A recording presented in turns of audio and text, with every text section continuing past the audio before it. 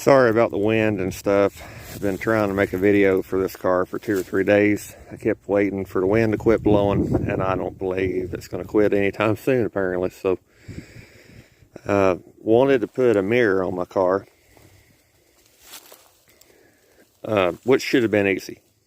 But that car that I got the door off of and stuff, he shaved everything. Welded the holes for the door handles, welded the holes for the lock, welded the damn holes up for the mirrors. So, I didn't know where they went. I came up here, and this is my original door. I took off that plate. Took a piece of tape and put it right here. Level with that. Level with these. End in here.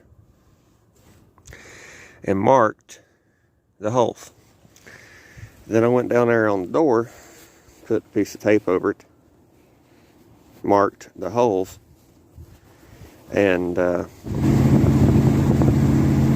we have a mirror. I'm so happy. Just look at it. Wavier than the ocean and a hurricane, but we have a mirror. That's all that's important. So, what are we going to do this summer, spring, and everything to the 67? What's the plan for the 67? Because I'm sure a bunch of you are tired of seeing Geo Metro stuff. So, we're going to do things like put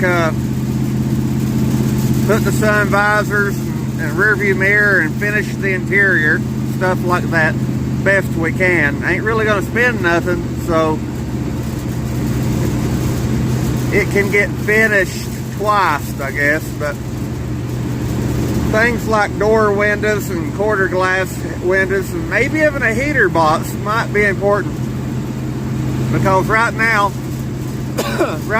it's about 30 degrees outside, and I'm driving a car with no side windows and a massive hole in the floorboard, so it's cold in here. We're also going to touch on the mileage. Now, I know this car is a big block, but it also is a 4-speed with 331 gears. So, it shouldn't be that big of a deal to get the car to get a little bit better mileage than 15 miles per gallon. It still has to be, you know, easy to drive and everything, but I want a little better mileage than what I've got.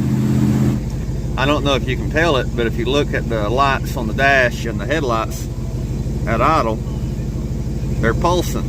If you give it gas, they brighten up. Something started kind of whining underneath the hood, and I kind of figure that it's probably that 55-year-old alternator.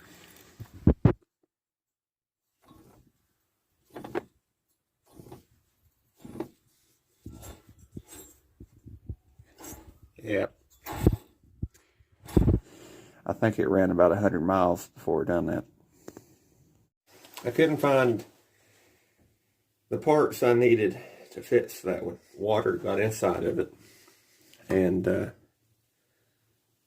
rusted one of the brush holders. So we went with one of these.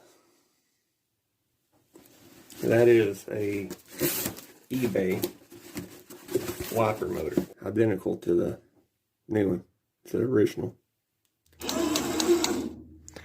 Look, you hold it to it, it keeps running. As soon as you take the ground off of this, it'll run until it goes back to park, and then it parks itself.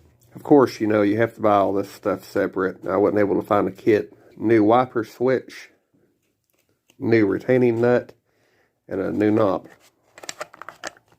James's car, but I'm the first to drive it.